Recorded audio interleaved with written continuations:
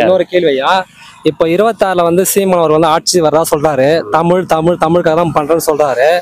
அவர் வந்து ஆட்சிக்கு வந்தா இதெல்லாம் நிறைவேறுன்றபடி உங்களுக்கு கருத்து என்ன இருக்கு? கண்டிப்பா இது மாதிரி புதுசா ஒருத்தர் வந்தா தான் நிறைவேறும், இல்லைன்னா நிறைவேறாது.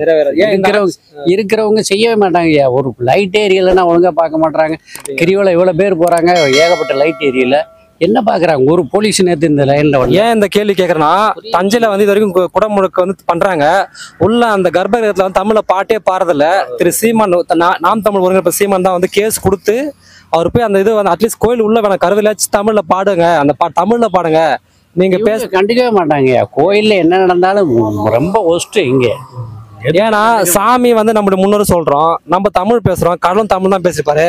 ஆனா புரியாத ஒரு சமஸ்கிருத மொழியில பேசுறாங்களே, வேஸ்ட். அதெல்லாம் தப்பு. சும்மா அவங்க யாரோ ஒருத்தர் செய்யறாங்க, ஏதோ பண்ணுவாங்கிற மாதிரி இருக்க ஒழிய நியாயமா செஞ்சா ஒழுங்கா செய்யணும். அப்போ இந்திய எதிர்த்து சொல்லிட்டு அண்ணா காலத்துல திராவிட முன்னேற்ற கழகம் சொல்லுது, அப்ப இன்னமும் வந்து அதே சமஸ்கிருதம் தான் கோயில்ல போகுது. அப்ப இவங்க வந்து நடவடிக்கை எடுக்கல. சும்மா அதெல்லாம் கிடையாது. அவங்க ஆட்சியை தக்க வைக்கிறதுக்கு, அவங்க வாழ்றதுக்கு நம்மள மடையனாக்கி வச்சுக்கிட்டு இருக்காங்க. இதுதான் உண்மை. இன்னொரு கேள்வி, இப்ப இருக்கிற முதல்வர் ஐயா வந்து நான் வந்து நாத்திகம் தான் பேசுறாங்க, அவங்க கோயிலுக்கு போறதில்ல.